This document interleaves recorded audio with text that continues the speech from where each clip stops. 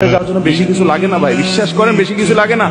ইমানটা ঠিক রাখেন, 5 ওয়াক্ত নামাজটা সুন্দর করে পড়েন, বড় বড় কবিরা গুনাহগুলো থেকে বেঁচে থাকেন, কোনো মানুষের হক নষ্ট করবেন না, টাকা পয়সা নষ্ট করবেন, হক নষ্ট করবেন না, আচরণ খারাপ করবেন না, মানুষের দুর্ব্যবহার করবেন না, আত্মীয়স্বজনের সম্পর্ক বজায় রাখবেন। বাস এই মোটা মোটা কাজগুলো করেন, জান্নাতে যেতে পারবেন। আর আমল সুবহানাল্লাহ, আলহামদুলিল্লাহ, জিকির, তাসবিহ, তেলাওয়াত, কোরআন খতম, মাহফিল শোনা, ওয়াজ করা, ওয়াজ শোনা, দান দক্ষিণা করা, তাহাজ্জুদ পড়া, নফল আমল, দোয়া, জিকির করতে করতে পাহাড় নিয়ে যাবেন।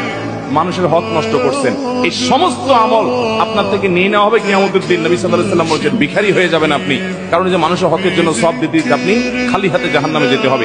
এজন্য মানুষের হক কখনো নষ্ট করব, প্রতিজ্ঞা করবো তো ইনশাআল্লাহ, কোনদিন মানুষের হক নষ্ট করব না, বোনের হক নষ্ট করব না, ফুফুর হক নষ্ট করব না।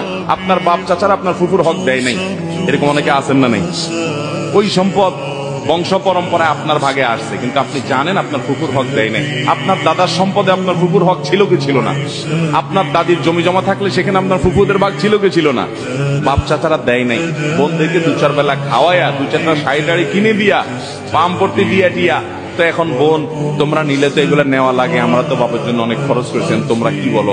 তো বেচারীরা শর্মে পড়ে বলে, না থাক ভাই, আরে কিছু লাগবে না, থাক, আমাদের কোনো দাবি না, আর কিছু নয়।